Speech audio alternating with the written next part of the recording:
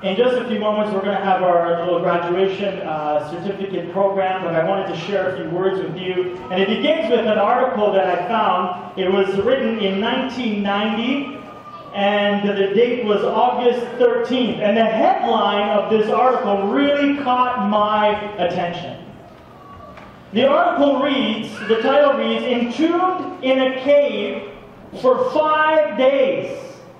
A father and his 2 young sons are rescued on the verge of death." Listen to the first few lines of this article as it reads. Gary Lutz had recalled the words of the 23rd Psalm more than once in his life. The 37-year-old Tampa land surveyor had called on God when his wife Linda died of breast cancer just 4.5 years before. Now he was beseeching him again, begging to be delivered from the darkness that had enclosed in around him and his 2 young sons. Trapped for 5 days in the chilly depths of West Virginia's New Trout Cave. Tormented by hunger, by thirst, they had finally lain down on the cave floor together. Yes, he says, we lay down to die. We were just so tired and so exhausted. We felt like we'd fought as long as we could and we were ready to just rest. Gary Lutz was a 20-year caving expert. He was a veteran of caves. He has been caving at this particular site several times before. And all he wanted to do is go on a family trip with his 2 sons who have never been caving before. So he took Gary Lutz Jr., who was 13 years old, and his other boy, Tim, who was 9 years old. They decided to check out the caves of New Trout in West Virginia. It's a limestone cave, and it sits about 200 feet below the surface of a big dome, rock shape, and it's about, several thousand feet long. They entered into the cave with high expectations, and within 45 minutes, about 1,000 feet deep into this cave, they reach what cavers call the Grand Hall, or the Big Room. It's the biggest opening or the biggest room inside of a cave. And in this particular cave, the ceilings were about 50 feet high. Their flashlights could just barely reach the top of the cave where the stalactites and on the bottom the stalagmites, we learned that this week, were growing. Soon after that amazing experience, just beautiful, with the waterfall cascading down to one side, they shimmied their way through a labyrinth of mazes all the way until they reach a point where there's an 8-foot drop where they have to tie off with a rope and lower themselves down the rock face to get to the next part of their journey. And it was there where Gary Lutz broke the cardinal rule of caving. You see, he had a backpack on that was getting caught all the time on the rocks as he was shimmying by, and he thought, you know what, I'm just going to leave my backpack here, and we're going to continue going. The backpack that he had on his back had their life support system. It had extra water, it had food, it had extra kerosene for their lanterns, because they were using kerosene on this particular trip. And he said, I'm going to leave it here because, you know what, we have more than enough time to come back. We only want to be gone 45 minutes, and we have hours worth of kerosene in these special lanterns that they were using. 10 minutes later, another 200 feet deep into that cave, the unimaginable began to happen. As one by one, their lights began to flicker and soon fade. And now the father, Gary Lutz, is stuck in a very hard decision. He has to make one right now. Do I take the remaining lantern and go and get the bag? Or do I stay here with my sons? What would you do? He runs the risk of his lantern burning out halfway to the bag. And then he's stuck somewhere between the bag and his sons, and he might never see both again. A miscalculation, one bad decision left the boys and their dad, because the dad did not go back to the bag, he remained with his boys. This bad decision left them stranded for 5 days with no food, with no water, at the bottom of a pitch black cave. And if you've ever been inside of a cave, can you imagine going through one with no light? Temperatures reaching around the single digits. It's wet, it's cold, and all they heard for 5 days were the screeching of bats high above them. In the end, they were dehydrated. The article says they were starting to hallucinate. One of the boys started hallucinating that there was this imaginary pop machine in front of him, and he was convinced that he could take a Coke bottle out of the machine without using quarters. The father was also experiencing some hallucination. He was starting to imagine that he was at home, and he was reclining in his lazy boy in front of his TV, but he was angry because he couldn't figure out why the remote wasn't working. The hallucinations were starting to kick in. The other boy started to breathe irregularly, all early signs. They just laid down and were just ready to accept their fate. But then, on day 5, they started to hear voices. They started to hear a voice, they said in the article, it sounded like angels coming off from the distance. They could hear their rescuer coming to get them out.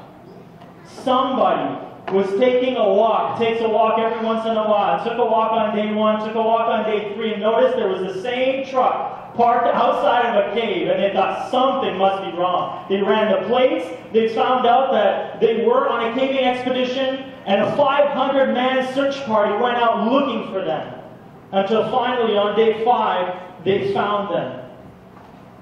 This week, during VBS, the kids learned that life is much like a walk through a cave. Sometimes you turn the corner and you bask in the beauty of a moment in your life, like the grand hall. You fall in love, you have children, you get married, you get that beautiful job, you get that sports car, whatever it is for you, you have this beautiful moment in your life, and then just like that, you have no idea how you got so deep and so dark and so lonely so fast. That one mistake that we made many years ago has trapped us in this cave in a pit called sin. And Satan would be absolutely content if we just start to scamper and lose our hope in this labyrinth of despair. And were it not for Jesus, we would never even have the possibility to see the light of another day again. They learned that Jesus is the light of the world. And it was because of His sacrifice that you and I are now in the middle of the greatest rescue operation this universe has ever witnessed. Our lives are full of adventure, and along the way we can see glimpses and we can hear the voice of Jesus, our Savior, our rescuer, coming to rescue us. He's giving us glimpses of hope, of courage, of direction, of love, and of power. These were the 5 Bible points we learned each day. Every one of us in this room has our own story. At this time, I want to call up my 4 buddies from the Caving Institute. They helped me with my skits at the beginning of our time together to illustrate the Bible point of the day. I want to call them up. And I've asked each of them to share just a little bit of them. As you can tell, we had a lot of fun during our time together. I've asked them to share their name, what their Bible point was for that day, and just a short 2 to 3 minute experience to illustrate how Jesus showed up on their journeys. Well, on Monday, I arrived as Clark Cavan, a young man who dreamed of being a professional caver ever since he was a little lad. The only problem was, he was terrible at it. He could not do it no matter how he tried. He stumbled, he fell. He was directionally challenged, couldn't find his way. And he felt it was useless and hopeless to go on. But then, Clark bumped into Pastor Z and all the kids from VBS, and he discovered that Jesus gives us hope. But you know, it reminded me of a story. When I was very young, about the same age as the kids in VBS, my grandma, for my birthday once, gave me a fine set of Parker pens. Does anyone know what they are? They were silver pens. 2 of them, a fountain pen and a propelling pencil. And they came in a fine velvet box. And I cherished those pens. They were from my grandma. And I thought, no more big pens for me. I'm going to be using these fine pens at school. And for about 2 or 3 days, I enjoyed doing my studies and writing and learning at school with my fine pen. But you can imagine my horror when one day I opened up the velvet box and only 1 pen was inside. I couldn't understand it. What happened to my other pen? I was so disappointed. I only had them 4 days. They're from my grandma. I know what I'll do. I'll backtrack and go into every classroom I was just in and see whether it's there. But I had this awful feeling that someone else was going to find my pen and keep it for themselves. And so I went back to the math class.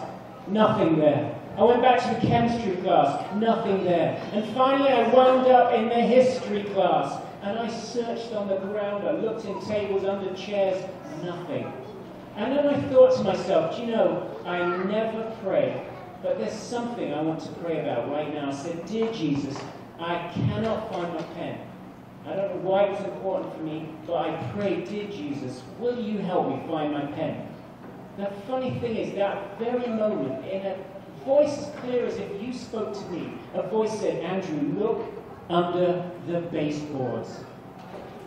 Baseboards? I wasn't even anywhere near there. I went down, I looked under there. It is dark, it is dusty, it's covered in cobwebs and chewing gum and spiders. And there, laying in the darkness, was my Parker pen. And I never forgot that. I thought, do you mean to tell me there is a Lord, a Jesus in heaven, that will even watch over my Parker pen? And it reminded me of the text in Philippians 4 verse 6 that says this, be anxious for nothing, but by prayer and supplication with thanksgiving, let your requests be made known to God. Well, on Wednesday I came back as Clark Cavan one more time, and Clark was really having trouble finding his way. And he'd read about bats and the fact that bats have the capability of echolocation. And so he blindfolded himself and he was stumbling around making dog noises and chicken noises, hoping that the sound would bounce back off the walls and help him on his way. But he was in a terrible mess and of course he was lost. But luckily he bumped into Pastor Z and the kids from VBS, and they told him that Jesus gives us direction. And that reminded me of a second story. On November the 7th, 1989, I was traveling on my way to Gatwick Airport with the rest of my family to leave them and come and fly and live here in this country called Canada. I was in England and my parents were taking me to the airport. It was a very somber mood. We were all trying to be cheerful, but we realized we were separating from one another. And it was very early in the morning. It was very dark. And my dad had said to me, do you want to drive the car for the last time? And it was dark and it was raining in England, as it sometimes does. And we were making our way towards the airport. And we were stuck on a single-lane highway behind an articulated lorry or a semi-truck. It was 32 feet long. It was throwing up spray. And we had 2 speeds on our windscreen wipers. There's regular and there's fast.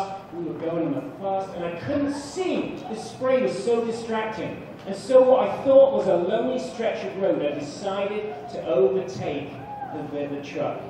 And so I really put my foot down, we pulled out, and we're making our way gradually along the length of the truck. They're really long when you're trying to overtake them. And just when I thought all was going well, immediately in front of me, over the brow of the hill, came a car, its headlights full on. It looked like it was going to be a head-on collision. I jammed on the brakes in the slithering wet weather, and I don't know what happened, but our car suddenly ground to an immediate halt and tucked in behind the truck, and this other car shot by. It is a maneuver I know I am not capable of, so please don't ever accept a lift from me on the way home. But I never forgot that, because I felt that that car was placed behind that truck again by invisible hands. If that had not gone well, I would not have had my experience here in Canada. I wouldn't have had to have been a part of VBS. I wouldn't have enjoyed my time and learned that Jesus gives us direction. So I want you boys and girls to know that Jesus gives us hope and Jesus gives us direction in our lives. All right. I want to thank you, Pastor X, for having us all back here again today. That's very kind of you. And we're especially privileged to be with Clark Cavern, because he is the valedictorian of our class at the Deacon Institute. I mean, the bar isn't very high, mind you, but he's still valedictorian. You know how we know he's a valedictorian? You know how we know? You know how we can tell? Anybody know? Because of the hat. The hat. Look, he has the official caving hat. And they give that to the valedictorian. The rest of us, we're just left to figure out our own. But he got the hat as a valedictorian. So we're very glad to be a part of your graduating class there, Mr. Clark. So my name is Dark. Dark Deep. Dark Deep. And I'm just going to say, Pastor W, I just need to bring this out. You know, I understand that all week you were calling me Deep Dark. That's not my name. And I think you should be careful with that. I think it's very important that you get people's names right. I think you can hurt people's feelings, Pastor X, if you get the name wrong. You know what I mean? So I just hope that you'll pick that up. So I had the opportunity to be here on Tuesday as Dark Deep, and I was very excited about going into the caves because I had brought every flashlight imaginable that I could find, and I was all ready to go into the caves. But the truth is, I'm afraid of the dark. I'm afraid of the dark. I didn't know what to do, but it was so good. I came here and I found out from the VBS kids and from Pastor W that Jesus gives us courage. He gives us courage. And so Pastor Q asked us to think of a time when we could, we had to do something that related to what our character was. So I had to think of a time when I needed courage. And God gives us courage sometimes when we're doing something really important, like witnessing for Him. He sometimes gives us courage when we're doing something that's just ridiculous. And I was thinking of a time I needed courage for when I was doing something ridiculous. If you were here last week, I showed you a picture of the high ropes course at Camp White Sand in Saskatchewan. And I remember when they built that course, 40 feet up in the air, professionally built, all very nice high ropes course. And at one end of that high ropes course, they built a zip line. And so that first year that we had the high ropes course, everybody was going on the zip line, and everybody was saying, "Oh, Pastor Gonzo, it's so much fun. Have you tried the zip line?" "No, I haven't gone on the zip line." "Oh, Pastor Gonzo, you need to go on the zip line." I'm like, "Yes, well, I'm not going to go on the zip line." "No, really, you need to go on the zip line." And actually, I wanted to go on the zip line because I saw everybody having so much fun, but I'm afraid of heights. And I learned in junior Sabbath school this morning, like Gabriel, my friend, also is afraid of heights, right? There's some of us that are afraid of heights. I'm afraid of heights, but I thought, I knew about all the safety testing and everything, so I thought, I'm going to do it. I'm going to go on the zip line. So I got the harness on, and you have to climb up, guys. And I thought, how bad can this be? I mean, everybody else is doing it. Little kids are doing it. My wife is doing it. And I only got like 5 or 6 steps up that pole, and I started to shake and sweat and tremble. I was so scared. I needed courage. And at that point, I could have just said, "You know what? This is ridiculous. If God wanted us to fly, He would have given us wings. We were supposed to be on the ground. I'm just going to go back down. But your male ego kicks in, and you're like, I really wanted to do it. So I kept climbing higher and higher and higher up to that little platform that's, I think it was 35 feet off the ground. Which is way too high in the air. And I got up there, and what would be nice is if you got up there, if you had somebody supportive, somebody encouraging, not Darwin Kapkara. So I get up there. If anybody knows Darwin Kapkara, you can appreciate what I'm facing here. I got up there, and they have to take off the clip from the harness you're on, connect it to the ground, and clip you in up there. Then they have to clip you to the zip line. And Darwin is up there, going like, whoops, oh, I don't know what to do now, and I wonder if this rope is going to hold you, and these poles aren't very strong, and I hope the wind doesn't blow you off, and all kinds of terrible, nasty things, instead of being encouraging to me. So I really needed courage, and I was praying. I had a deeply spiritual experience, praying the whole way up there, saying, Lord, I don't know why I'm doing this, but if you'll, how you pray, if you'll get me out of this, I'm going to stay on the ground where I belong from now on. And so you get up there, and then they make you sit on the little ledge, and then they say, just scoot off the edge of the ledge. That doesn't sound very hard. But my brain is looking down and saying, there's no way I'm going to do that, because that's just stupid. Why would I do that? Fly up into midair like that.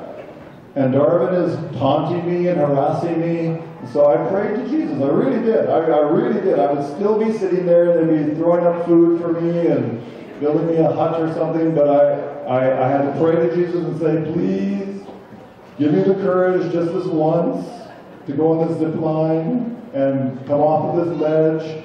And He did. He did. And I survived. And it was fun. Once. It was fun once. I'm not going to do it again, but it was fun. So I thank Jesus for giving us courage when we need it, even for stuff that isn't super important. And I'm reminded of the verse that I shared with you last week, and that's 2 Timothy 1, verse 7, that says, God has not given us a spirit of fear, but of power and of love and a sound mind. And I'm thankful that Jesus gives us courage.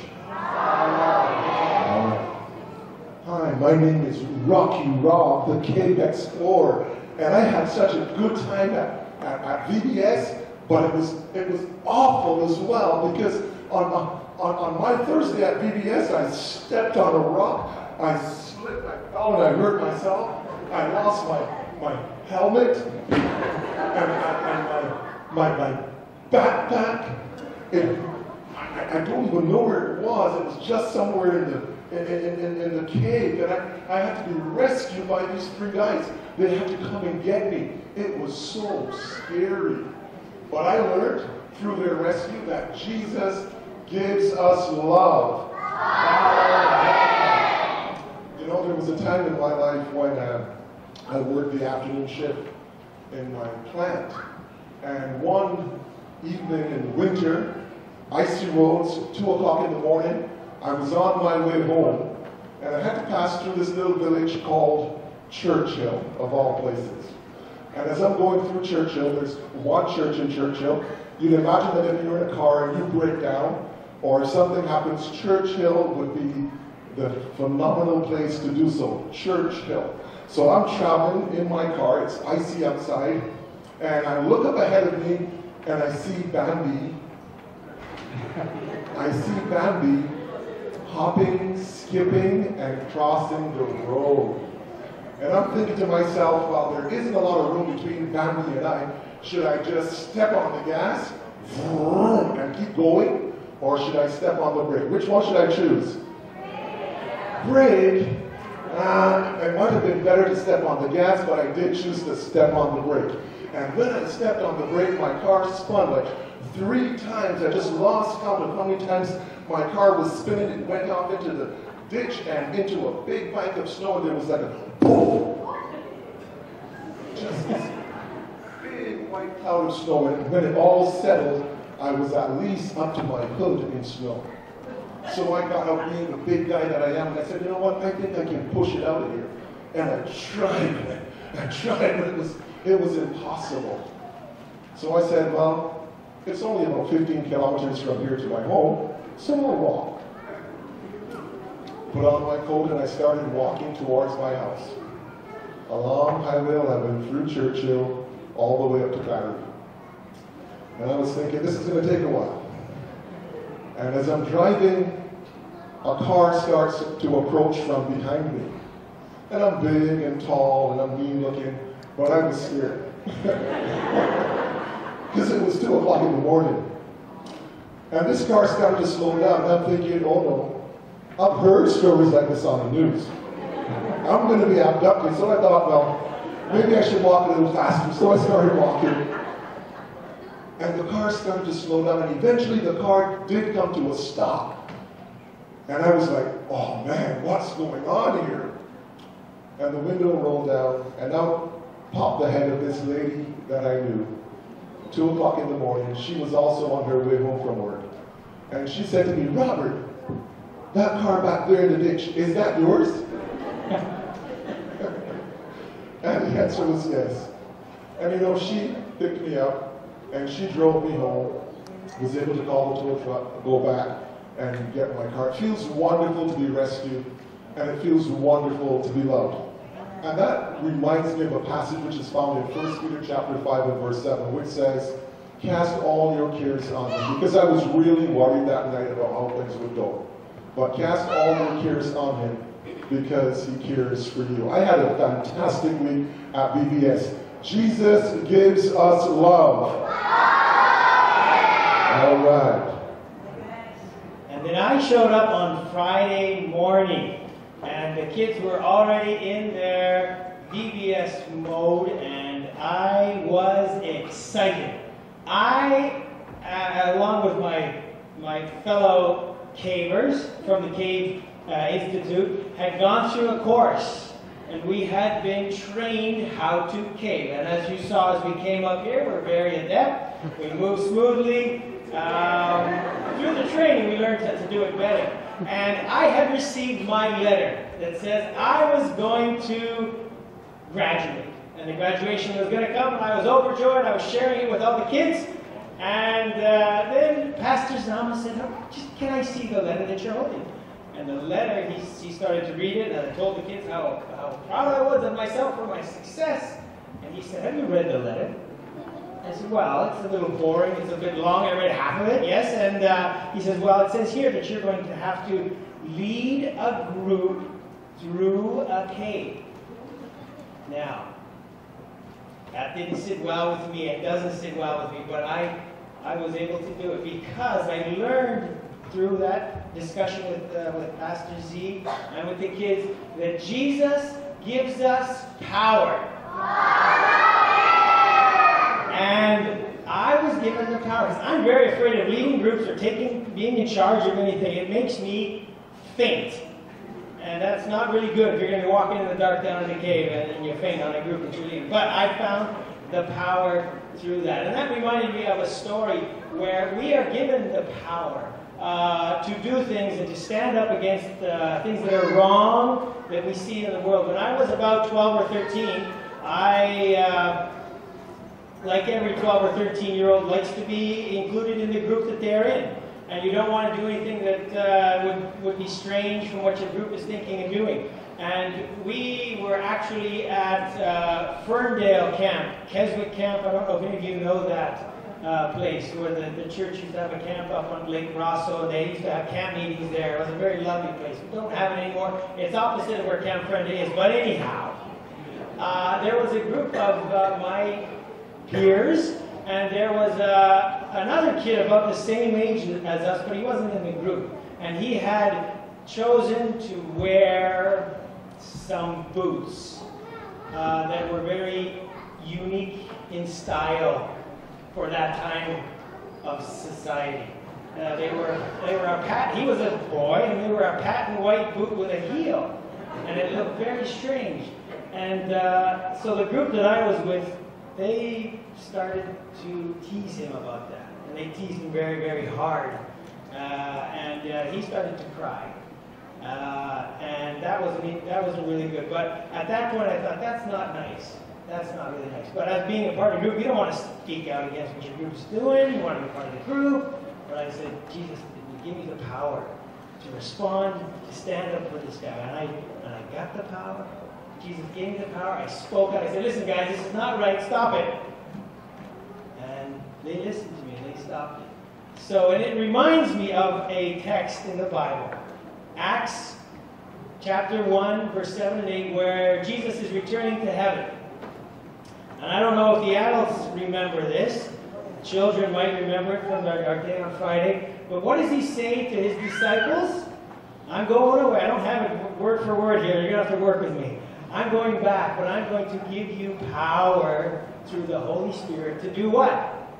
To be my disciples, to be my witnesses, to share the message in Judea and Samaria and Toronto and Markham. And you and I, we have that power because Jesus gives us power.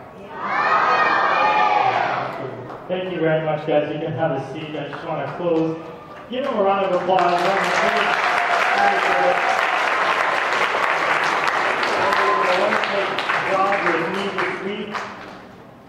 Friends, I just want to close by saying that we are all on a journey through a cave called life, and to me, the best thing I can think of to have in a cave is light. And what Jesus said 2,000 years ago is still an invitation for you and for me today. He says, I am the light of the world. Whoever follows me will never walk in darkness, but will have the light of life. May you choose to follow him today. May you choose to allow his grace to save you, to rescue you one day from this world. And may we be able to sing the song of our theme song. The first line says, Jesus is the one who lights our way. He gives us hope for each new day. When the world feels dark and lonely, his love illuminates. He is the one I trust, and I will follow him.